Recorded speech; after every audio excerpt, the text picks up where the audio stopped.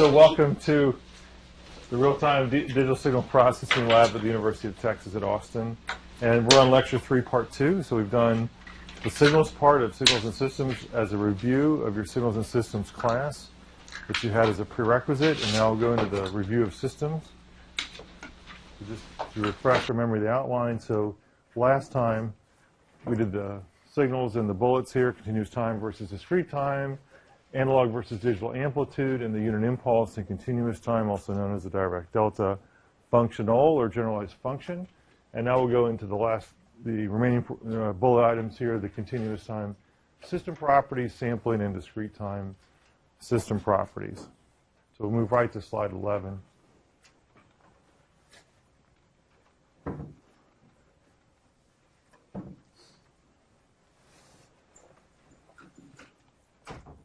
We left off right there on slide 10. All right, so any questions from last lecture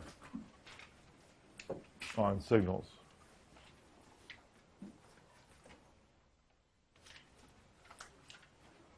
Okay. All right, so let's go on to reviewing of system properties. We'll start in continuous time.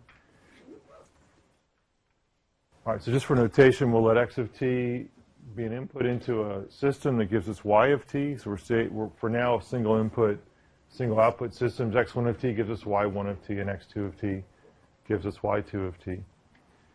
All right, so just to review, a system, and linear here is used in many contexts in different classes, but in this context, as a system property, it means two things. A linear system has two other properties that it must satisfy. One is additivity and the other is homogeneity.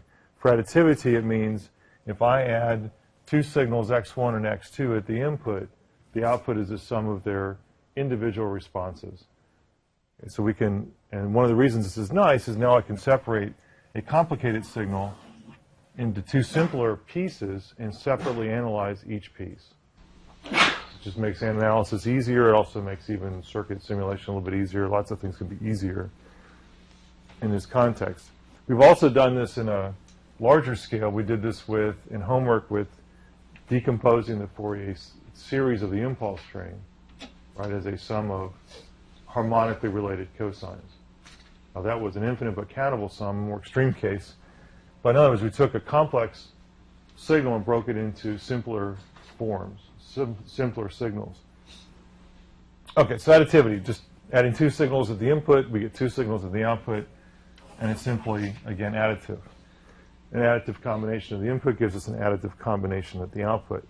Homogeneity is the other one. If I scale the input signal by any constant a, it can be real valued, complex valued. It's just a constant with respect to time, little t, then the output is always a scaled version of what would have happened if I just put x in by itself. So if I scale the input by some constant a, I get a scaling of the output by exactly that constant a. And this has to hold for all possible real and complex constants a. And so it becomes, takes some math to prove these things, these properties. And if a system does have this linearity property, just makes it easier for analysis. Doesn't mean that linear is good and nonlinear is bad, or vice versa. It just means that we have some extra set of mathematical tools that make it easier to analyze. So now so I got a sidebar question. Can you think of a quick way to identify some nonlinear systems? Is there a signal you can put in and look at the output and decide quickly? Some test signal you can come up with.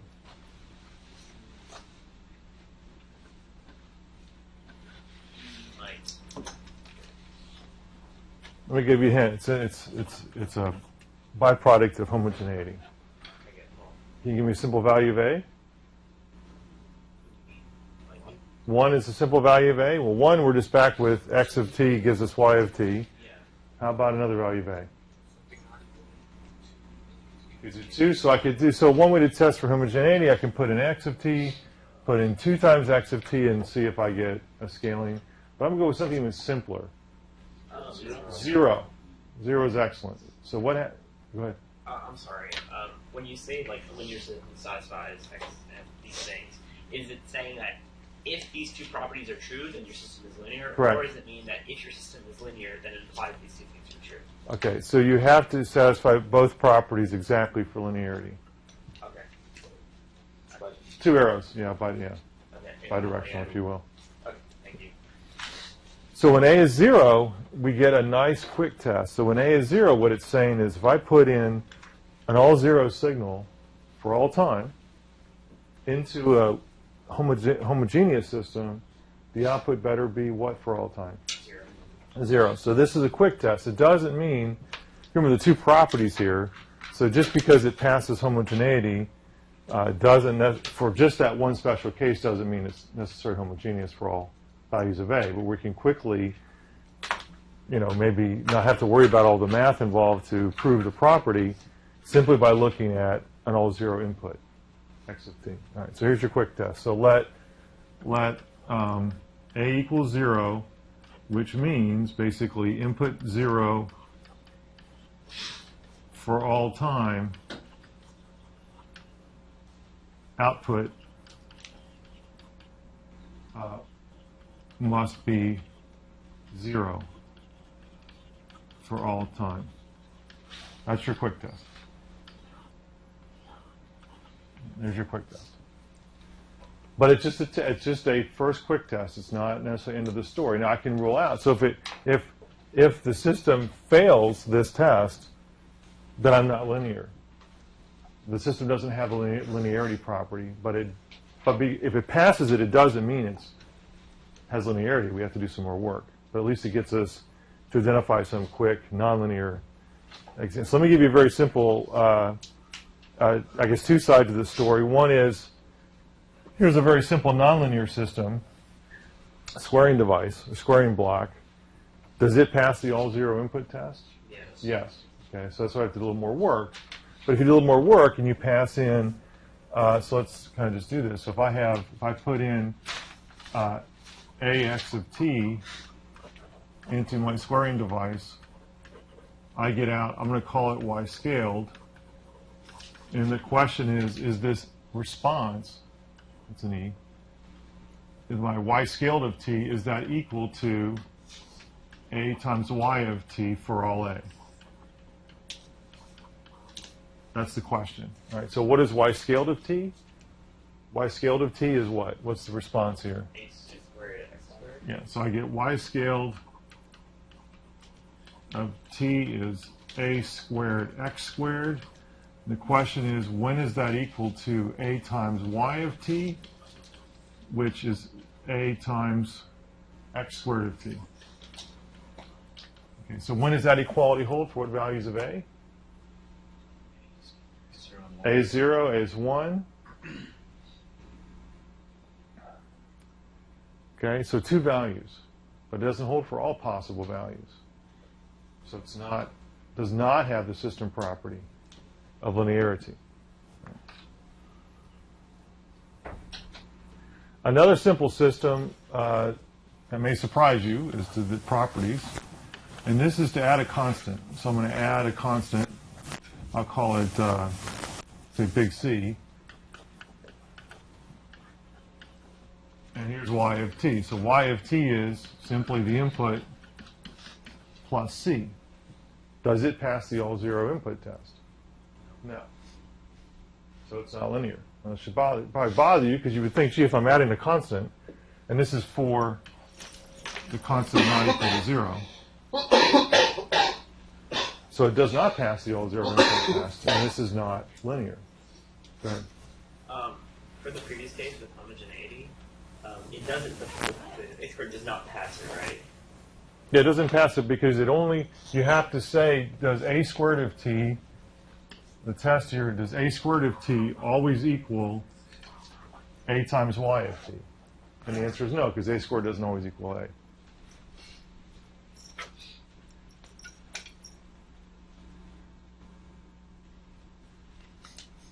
Okay. Yes. Good. So systems described by difference equations with non-zero initial conditions. That's correct. So this is a profound observation. And we'll get to this in the next slide. So the observation was, if I have an initial value linear constant coefficient differential equation, and the initial conditions are not 0, I do not obey the system property of linearity. Now, there's some books that will claim from cover to cover it does. I won't name the book since we're on video, but there is at least one book that does this. So 2 that I can think of. Okay, that's an incorrect statement. All right, so let's. How do they make the statements? That's a good question. There's some other ways that you can try to defend that, but it doesn't hold up to this definition.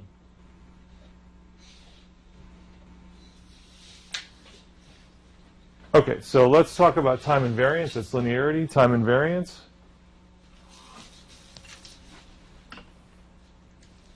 And by the way, so there's some excellent systems that have the system property of linearity. And there's some excellent properties that have the system property that are not. So the squaring device is pretty useful. We talked about that, and that's not a linear. That doesn't have a system property of linearity. And so there is some confusion over the word linear. I think that sort of kind of goes back to the last question. So a linear constant coefficient differential equation, that term linear has a different version of, it's still a line. So a line can either go through the origin or not. Okay, so this is a case where if I put in the input, the output is, if I put in the input of 0 for all time, the output is 0 for all time. So this is a line that goes to the origin. A line that doesn't go through the origin, another word for that is called affine. So for linear constant coefficient differential equations, if you have non-zero initial conditions, you have an affine. You might have an affine system. Okay, but it doesn't satisfy this particular definition. All right, time invariance. So here, the definition, if I shift the input by any real valued tau, I get the same shift in the output signal, and this has to hold for all possible values of tau. Because we're in continuous time, tau is real valued. Okay, so let's go back to the squaring block. Is the squaring block time invariant or not? Yes. Yeah, it is. Okay, and so more generally, if I have a pointwise operation, which is I only need the value at the current time, and I do some operation, I don't have any dependence on anything else, this is called a pointwise operation.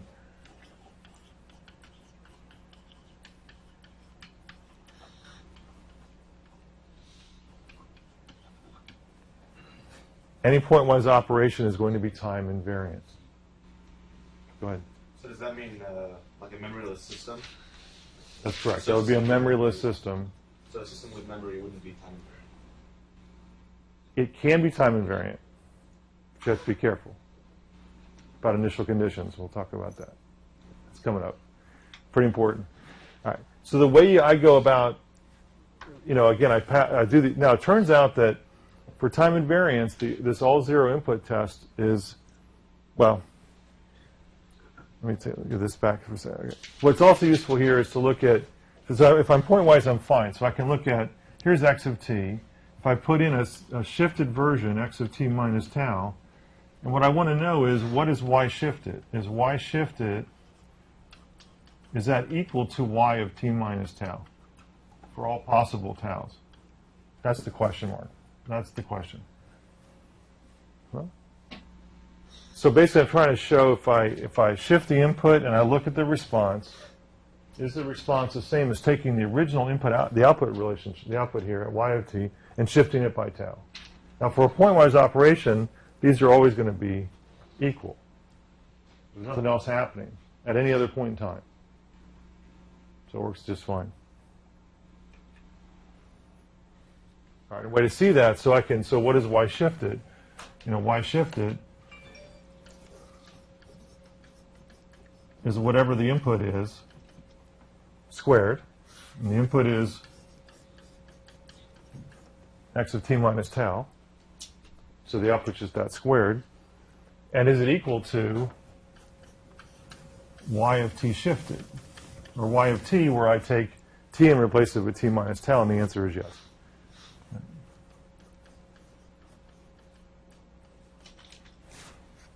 Right?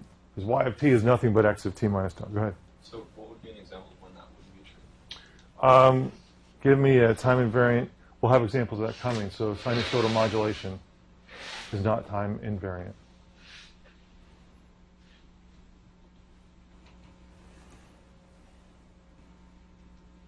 Okay, so let's talk about the role of initial conditions, and these initial conditions affect both linearity and time invariance. All right, so let's start by observing a system at its origin. We'll, T naught, and again, we can let T naught be 0 without loss of generality. Integrator in a building block in circuits, building block also in discrete time.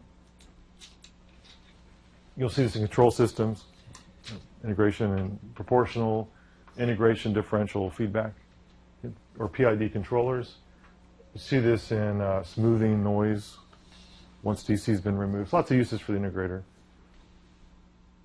All right, so the integrator, again, my input is x of t. My output is the integration of the input up to the current time.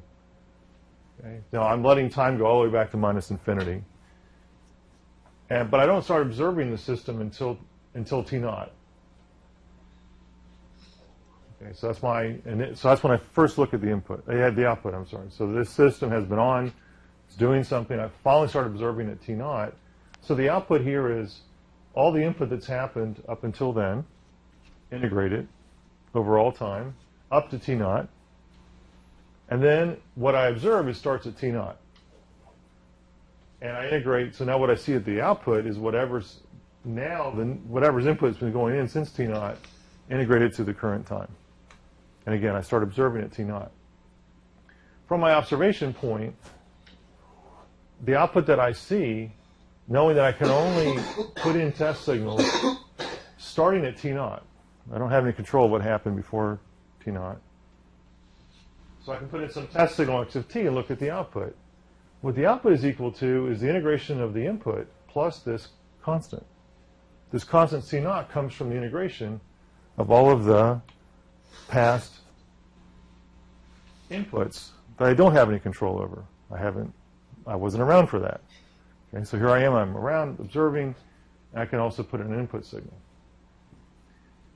So all right, so if I look at the system property of linearity, the first kind of quick test is the all zero input test. So if I did have x of t 0 for all time back to minus infinity up to t naught, c naught would be 0.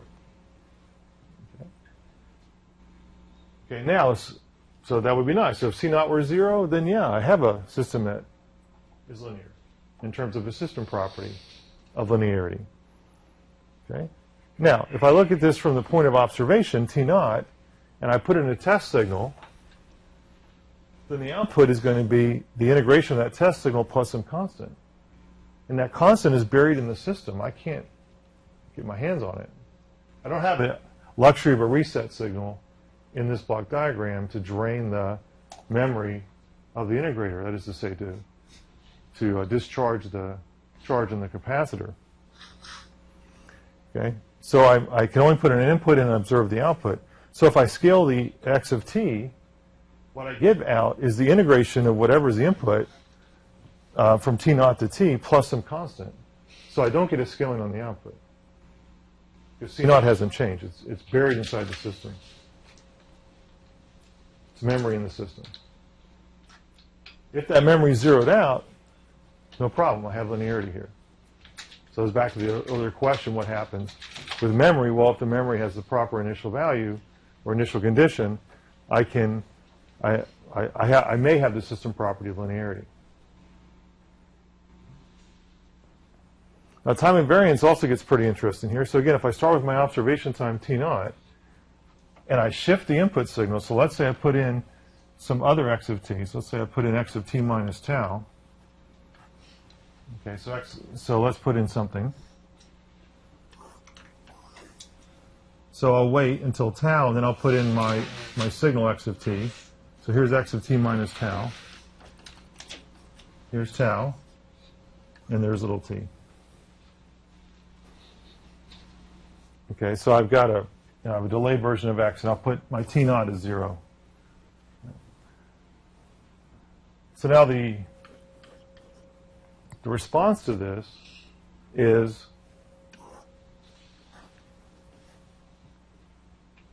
what is the response to this? So if C0 were 0, what would the response be? A ramp. It'd be a ramp. And where would that ramp begin? At tau. Okay. So that's if there were no initial, if the initial conditions were 0. Now, what about a non-zero initial condition? What happens? It'd be a ramp with an offset. What ramp with an offset? So I get C0, whatever C0 is, until tau, and then I get the ramp.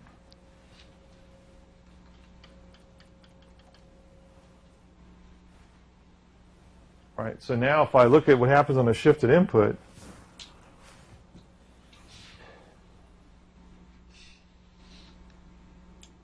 it's not what I get by shifting the output. So let's look at x of t. So if x of t were, again, that's my x of t, 1.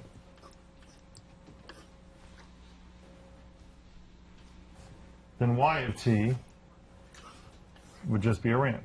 Right? That's y of t.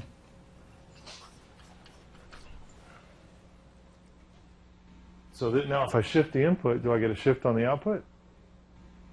It's a shifted version of y of t? Oh, because of this. That's not 0. Now, if C0 is 0, we're good. If C0 is 0, we're good. We have time invariance. If C0 is not 0, then if we shift the input signal, we don't see a shifted version of the output.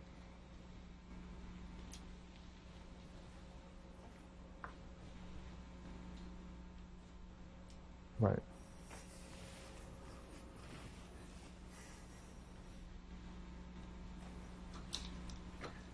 Okay, so back to the issue of a linear constant coefficient differential equation.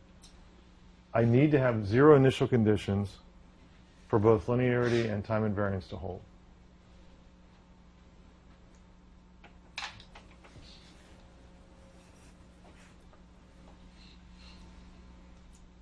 Okay, let's run through a bunch of examples, and we'll see examples of linearity and nonlinearity and time invariance and time varying systems. Or time invariance and time variance. All right, so let's look at an ideal delay. Building block in continuous time. It's also a building block in discrete time. Here's a delay by capital T seconds. So my first question is, can you describe an implementation of such a delay block? What might this look like? Storing something in memory. Storing something in memory, and you have to wait for capital T seconds before it comes out. But think about it in terms of resistors, capacitors, inductors, op amps, and wires. How could you build this for all possible frequencies?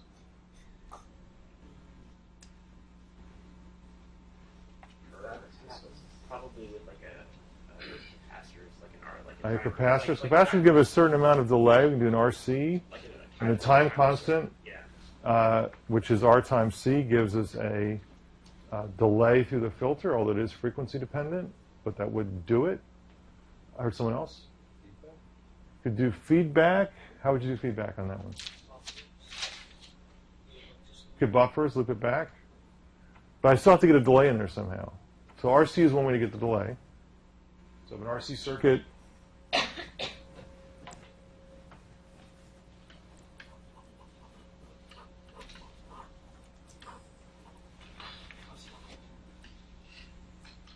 Right, it's a filter. In fact, it's a low-pass filter.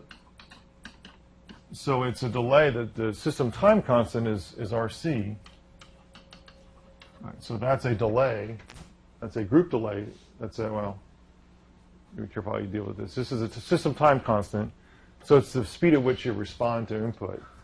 So there's a delay through the filter, but that's sort of a bulk delay, but that ultimately is frequency dependent.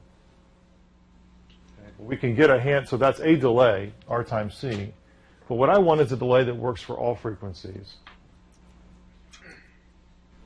Can you just use a single input like AND gate or something as a buffer, just so it slows it down? Because every time it goes through like a logic gate, it does take time. So that would. That's true. So you could do a double inverter, right? And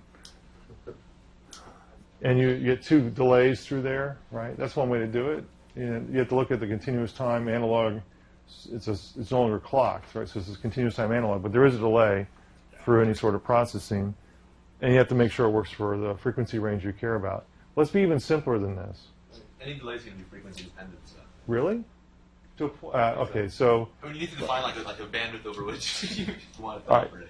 a really big bandwidth. You're right. There's always some, because almost anything we do, there's going to be some RLC model for it. So I'm going to go simple with just a wire. Okay, so you're right. Even a wire has got a frequency response. Twisted pair gives you about 20 megahertz of good bandwidth. Coaxial cable gives you about 400 megahertz of good bandwidth. Usable bandwidth for communications. You're right. It's not infinite. Exactly right. Okay. But let's think about a really long wire, and the propagation delay from input to output on a really long wire will be our capital T seconds. Okay. And all along that really long wire, at any point in space, I've got current and voltage along that wire. Okay, so the wire analogy is useful for initial conditions, because what this is really a buffer. This is a buffer of T seconds of signal.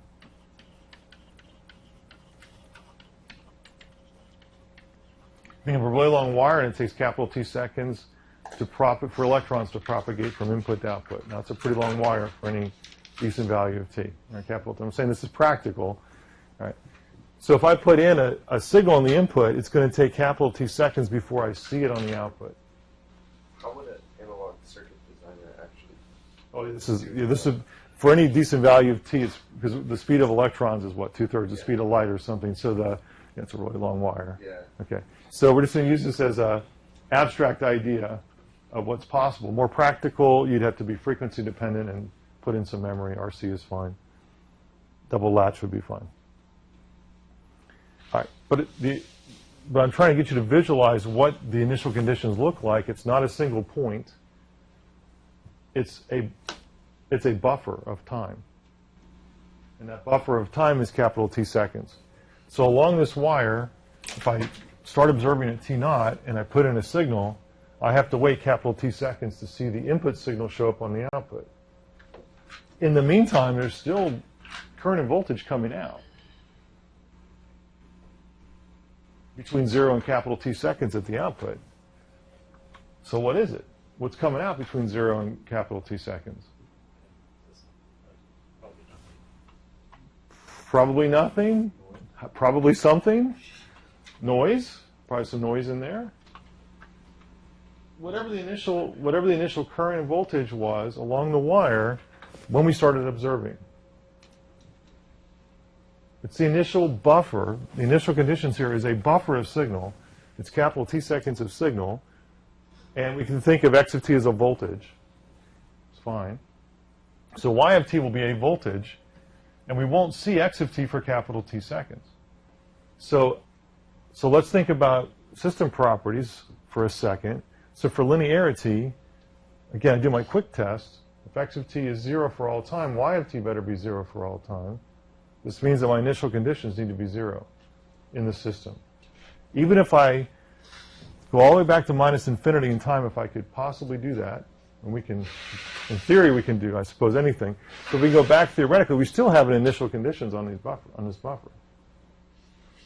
And if it's all 0, great. If those initial conditions are all zeroed out, that is to say the buffer of capital T seconds is 0 volts for the duration of the wire connecting X of T and Y of T, then we have the system property of linearity.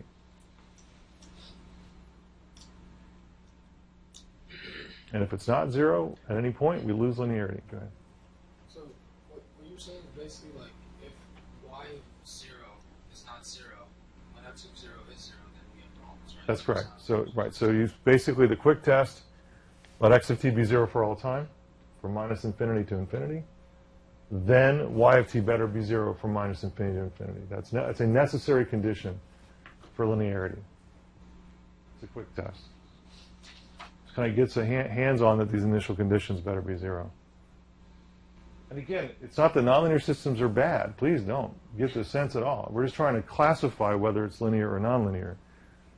There are useful systems that that would have been linear if the initial conditions were 0, but they're also very useful when the initial conditions are not 0. Differential equations are very useful even when the initial conditions are not 0.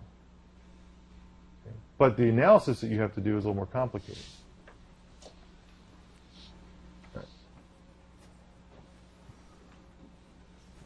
All right, next one, scaled by a constant, shows up a lot in block diagrams.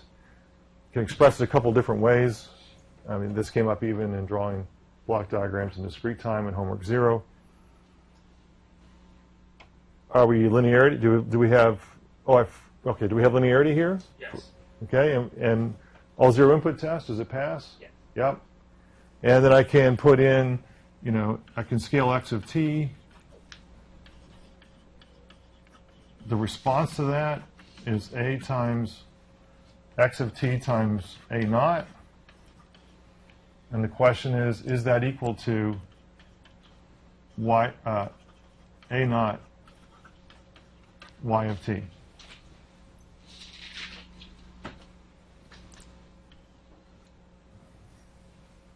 Right? And the answer is sure.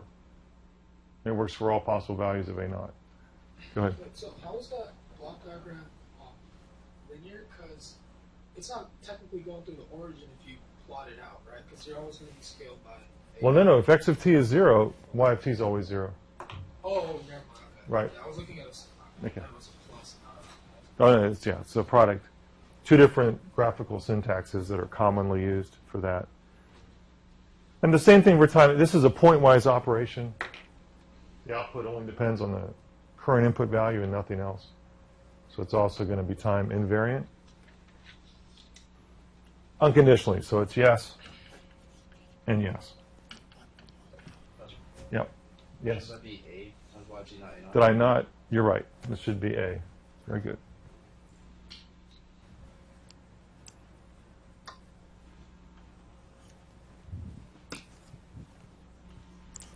Thank you.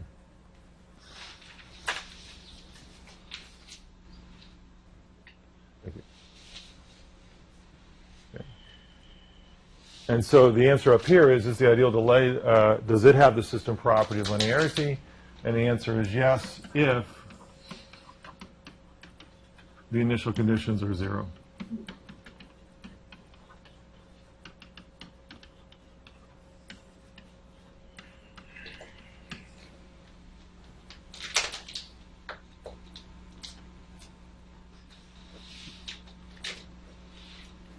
All right, let's put this together. The two previous blocks, the ideal delay and the multiplication block or scaling, and we can now create a filter out of those building blocks.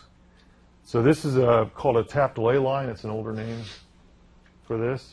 A more modern name would be finite impulse response filter, which you'll build in Lab 3, and you've already used in homework 1, I'm sorry, for the first order difference and the averaging filter that was in discrete time. So here's the continuous time story. I have a line of delays, a delay line. In this particular case, each delay is the same value, capital T seconds. Doesn't have to be, but for this, it is. So I have a string of, or a cascade of, delay blocks by capital T seconds. I have constants A naught through A sub capital M minus 1. Those are constants designed offline for different types of filter responses. There are capital M minus 1 delays. So first delay, second delay, and M minus 1 first delay. If I look at the input-output relationship, I can write this out longhand, and then I can make it a simpler or more compact form. It may not be simpler, but a more compact form with a summation. So here's y of t. So if I just kind of follow the first flow here, so I get y of t a0 x of t plus the next one, I get a1 times x of little t minus capital T, right? And so forth until the last term, I get a of m minus 1 times y of t minus m minus 1 capital T.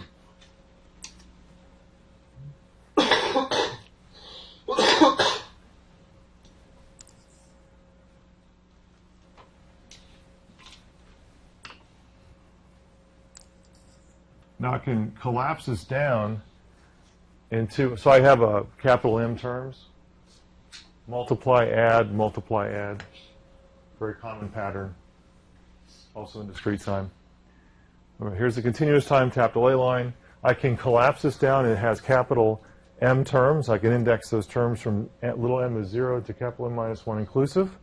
And it's, oh, Y, thank you very much. I skipped to Y. Yeah. Thank you very much.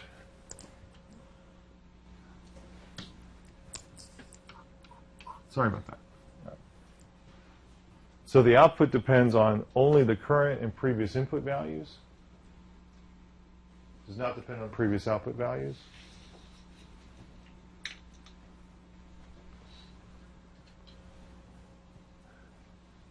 Is this, so there's an application in electromagnetics. It's also in RF communications. It's called a surface acoustic wave filter. This is, has this structure to it. Okay, does this have a system property linearity? Yeah. I hear yes. I hear no.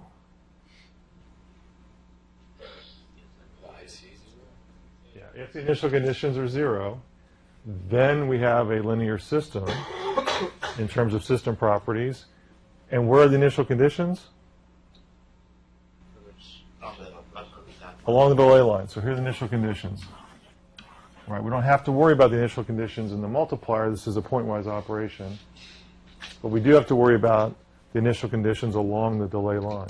So it means that at the point after the longest delay of time, it still has to be 0. Correct. So I have to make sure that inside of each delay block, the initial conditions are 0. The buffer that I'm storing of the previous capital T seconds of voltage values is zeroed out. So for this system, it would be like for all t time from 0 to like from -1 all the way to -m minus 1 times t. Well, this is, remember, these are actually not samples. These are whole blocks of time. Yeah. So I have to make sure that basically that this memory is zeroed out for the previous, not just capital T seconds, but it's zeroed out for quantity capital M minus 1 times T seconds, because I have capital M minus 1 of these. Yes. But I can also think of, well, each block has to have 0 initial conditions once I start observing the system. How about time invariance?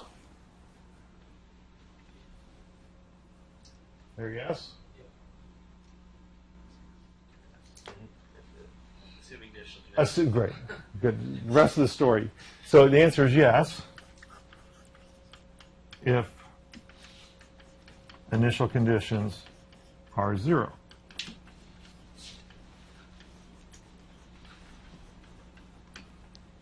So when you say For both. initial conditions, you say for the first t times n minus 1 second. That's all you're saying. Yeah, the initial conditions lie on this delay line. Where does that correspond to? It's going to correspond to, I guess, previous. I have to think about what this corresponds to previous output. Let's see. Okay, this is remembering previous inputs only, right?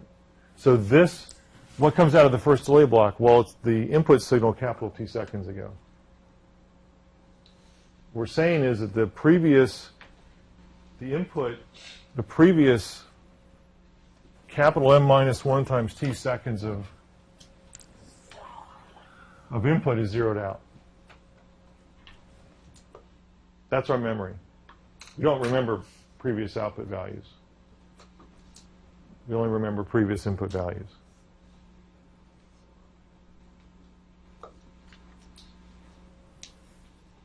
Another reason I like this particular example is that we have a discrete time system governed by a difference equation, governed by a summation. So it's not a differential equation in the sense that there's no derivative here.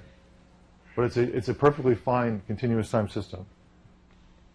Just like a multiplier is a perfectly fine, it doesn't have integration or differentiation in it either. And it is a delay block. And we can actually put those together to make even a more interesting system. And there's no integration or differentiation in the system. And so it does cause, initial reaction is, well, why is there a summation in a continuous time system? That's not allowed. Okay, but it's okay. It's allowed. This may seem strange. You're used to seeing that only in a discrete time system. Okay, so the answer for both linearity and time invariance is yes if initial conditions are 0. Okay,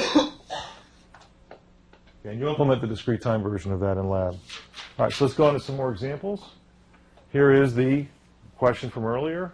This is sinusoidal amplitude modulation.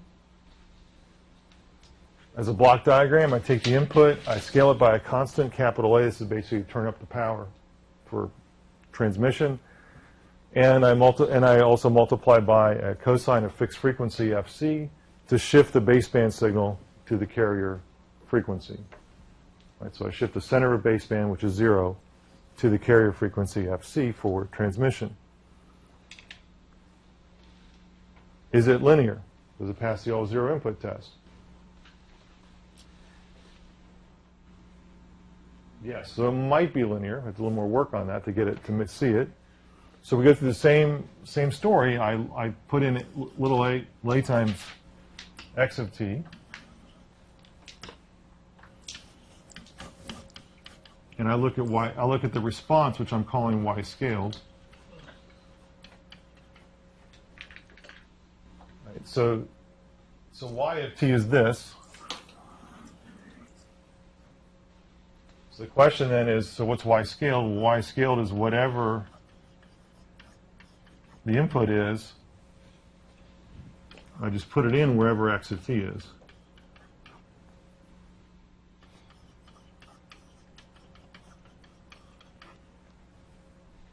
And the a can come out front, little a, I'm sorry, can come out front.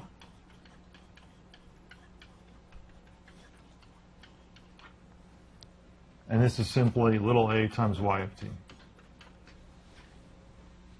So it satisfies homogeneity, and we can do a similar derivation, letting the input be x1 of t plus x2 of t, and show that it is additive. It has a system property of additivity. So yes. So linear, yes, without any conditions on that. And we have, okay. Second, time invariance.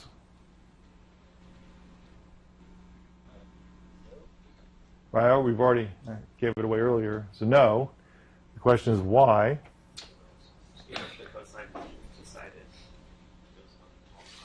It goes on all the time. Yeah, we're not placing any, unless x of t happens to be causal, but the question is linearity. So it's time invariance. So if I now put in, let's put in x of t minus tau. And we want to look at the output, which is y shifted. The cosine doesn't shift. And the cosine doesn't shift. That's exactly what happens. The cosine doesn't shift. The cosine is buried in the system. It doesn't change with different input values or different input signals. So it's somehow getting time. It has a separate, it basically has its own notion of time in here. Yeah. And it's not anchored to whatever happens to x of t. So it is time invariant.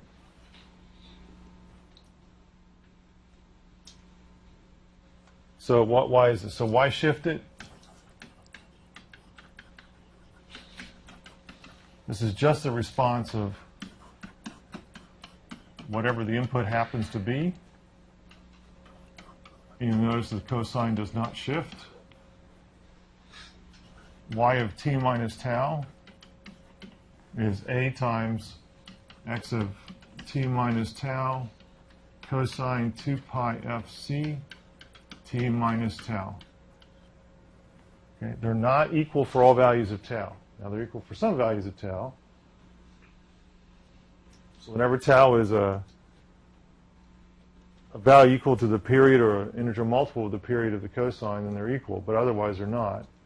So this is not time invariant because it doesn't work for all possible values of tau, so the answer would be no. But a very useful system. Go ahead. So, but you said linear, and I don't know. Did you say with no Conditions. This is a condition? linear system. There's no memory here in the multiplier, and there's no, and you could argue there's some memory here, but it's not memory of the previous input values or previous output values. This memory that we might store as a lookup table does not depend. We're not storing previous values of x or previous values of y. And for time variance, could you also like make the justification that it's not invariant because cosine, since it's two-sided, if you take the integral from negative infinity to t naught where you start, you'll always have some finite value, and that kind of breaks what we're talking Yeah, that's another way to look at it. That I could, well, y integration. Well, because didn't we talk about like that's how you find out the state of the machine? No, that was only for that was because the system was an integrator. Oh, okay. Okay. Now, AM modulation for AM can become AM radio if we do a slight pre-processing step before X of t, where M of t is the audio signal, the speech or music we want to actually play. If we go through an affine, not linear, right? We lose linearity here, right? Because we failed the all-zero test from M of t input to output X of t. This would be a block before this block diagram. So we actually, if we put this pre-processing step into the story and look at the relationship between M of t and Y of t, it becomes nonlinear and time varying. That would be AM radio.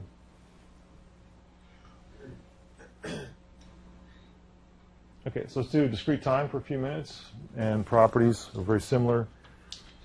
So again, review many signals originating continuous time. Talking on a cell phone, for example, pressure waves impinge on a transducer, and it creates a voltage and current signal. We then sample and quantize that signal. Typically, generally at 8,000 samples per second, traditionally at 8 bits per sample for compression, but your converter may be capable of much more for other reasons, speech recognition and other applications. So I can sample, we know this, the continuous time signal, S of t, at equally spaced points in time to obtain a sequence of numbers. These numbers are the amplitude values. They're not quantized, just samples. They're just sampled. And we know how to choose the sampling period, so how do we choose a sampling period? Based on the signal we're sampling. Right, so give me the formula. 1 over 2f. Right, so Fs, so first of all we can say, Ts, the sampling time is 1 over the sampling rate, and the sampling rate must be greater than 2f max. And we spent a lot of time estimating what f max is in different scenarios.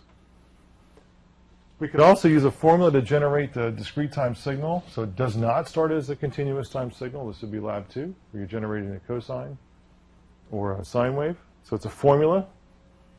And now the question is, how does this look in continuous time? How does it look? It's just a bunch of samples. You mean the, like, if we were to output it back out, Yeah, if you put it through a digital analog converter, what might it look like? it's going to be, I mean, Stairs. it depends on, the resolution, how good you sample it. If you don't do very high sampling rates, it'll look very blocky. Okay, but remember, we're in discrete time. We didn't start in continuous time. We're in discrete time. We're going to send it through a digital analog converter. That digital analog converter has a sampling time as an input. So what is the distance between two adjacent samples? It's going to be In continuous time, it's the the sampling time. So this will be the sampling time. Right, so that we're going to interpret that distance as capital T sub s. And then we're going to pass it through a filter. So you could do a staircase approximation, which is to do sample and hold. And then we'll pass it through some sort of filter to smooth out those edges and get a decent reconstruction. It won't be perfect. It won't be probably exactly the parabola that I'm using here for the But you'll get some interpolation of this with some noise. You'll get something like that. Would you use an analog filter? It will be an analog filter, that's right, in the digital to analog converter. But first I need to know what the sampling time is so that I can interpret the distance between adjacent samples in continuous time. I need to know what this means in continuous time. And that's going to be 1 over the sampling rate of the D to A converter. It's some system properties.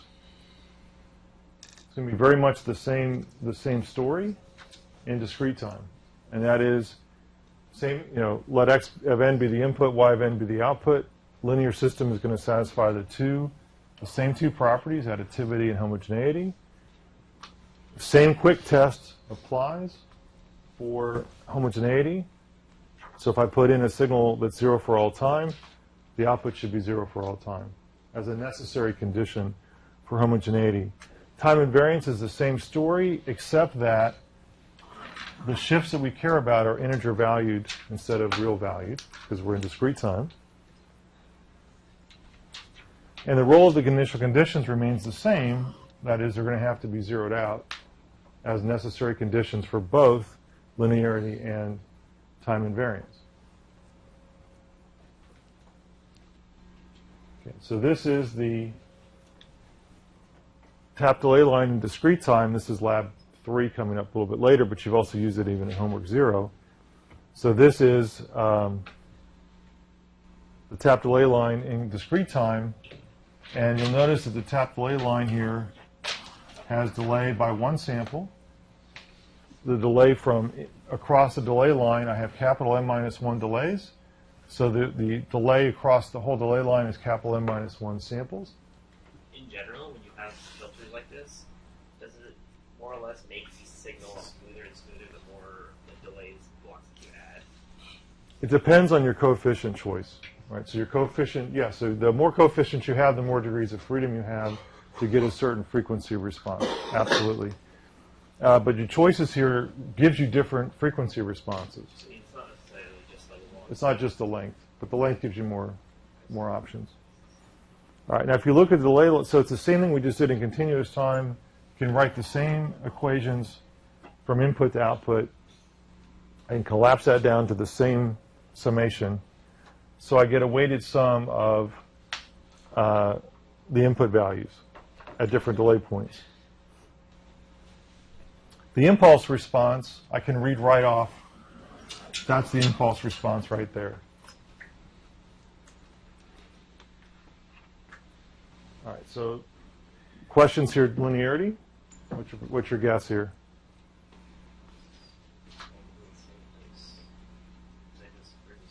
So yes, if initial what are the initial conditions?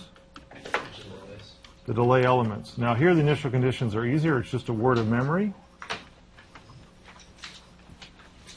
This remembers the previous input value.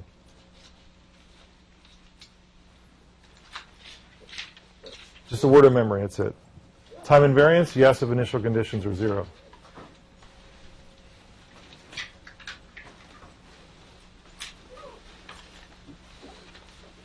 All right, last couple of slides. I know we're a little bit over time. So here's the impulse response. Here's the input. Here's the impulse signal in discrete time, well defined at the origin. We let's see what else here. We used notation z to the minus 1 as a delay because that is the transfer function. That is the z. That is the z transfer function. So if we take the input-output relationship, put an impulse in, look at the output, the transfer function is z to the minus 1. That's why the notation is what it is. Okay, last thing we've already covered actually in homework, but I'll just have the slide here. We talk about this in the solutions for homework 1. This is the discrete time version of the continuous time first order differentiator, and we can get there by limit definition. And in the limit, if we look at change of y over change of x, letting the horizontal axis go to 0, horizontal interval go to 0 in length, we get the limit definition for the first order derivative, and this corresponds to first order difference in discrete time. And then the last question's your linearity on this one.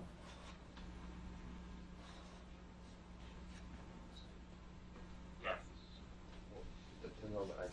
What's the initial condition?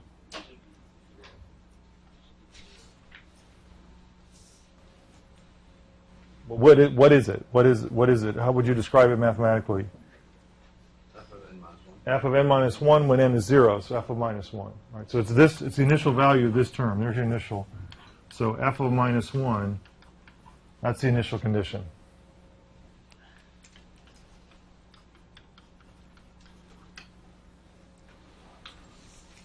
If that's 0, we have linearity and time invariance. All right. Thanks for staying over. We'll see you next time.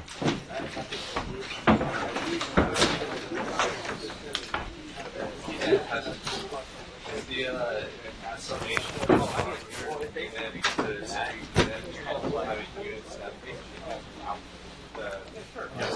The summation of the discrete time impulse. Yes. Does that have a name as well? I remember 30 like that.